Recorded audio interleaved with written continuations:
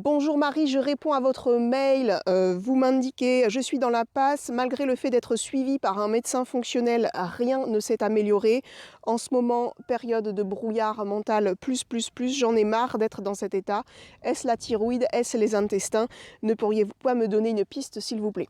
Alors, la première étape, c'est en général de regarder au niveau des carences. Vous regardez dans le guide Dompté Hashimoto, il faut faire des recoupements entre vos différents symptômes pour identifier des pistes de carence. Il y a des choses qui se dosent vraiment très bien, mais quand vous avez le bulletin d'analyse, après, comme la fourchette de laboratoire n'est pas du tout la fourchette et la valeur santé, vous vous retrouvez à croire que vous êtes correct sur la valeur, alors qu'en fait, pas du tout.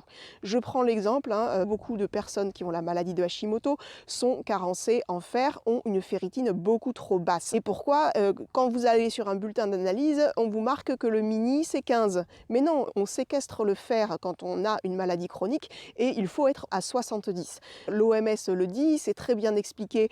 Normalement, les médecins fonctionnels font quand même attention à ça, mais je ne sais pas lequel vous avez consulté. Il faut déjà vérifier que effectivement vous n'êtes pas en carence d'un certain nombre de vitamines et de minéraux. Et d'autre part, il y a des vitamines et minéraux de toute façon qu'on ne dose pas, où les dosages sont beaucoup trop chers. Et là, c'est vraiment la combinaison des symptômes qui va vous mettre sur la piste. Mangez beaucoup plus des aliments qui sont riches en ces vitamines et minéraux dont vous êtes potentiellement carencé. Mangez de manière diversifiée parce que vous ne les digérez pas tous peut-être très bien. Et alors vient l'autre sujet, est-ce que vous avez des problèmes digestifs?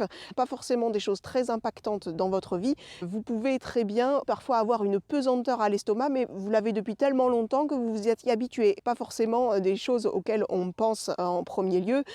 Parfois, on peut avoir tout simplement des selles beaucoup trop espacées, des selles beaucoup trop rapides. Donc, regardez ça pour la piste digestive.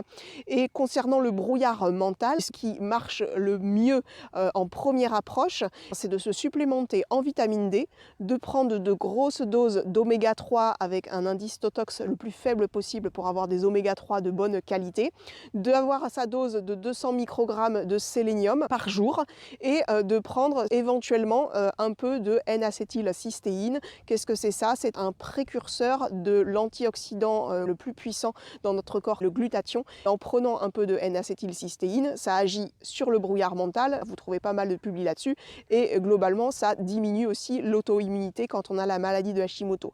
Et avec ça, vous allez pouvoir déjà diminuer votre brouillard mental. Maintenant, il peut y avoir beaucoup d'autres causes, et là, il faut creuser.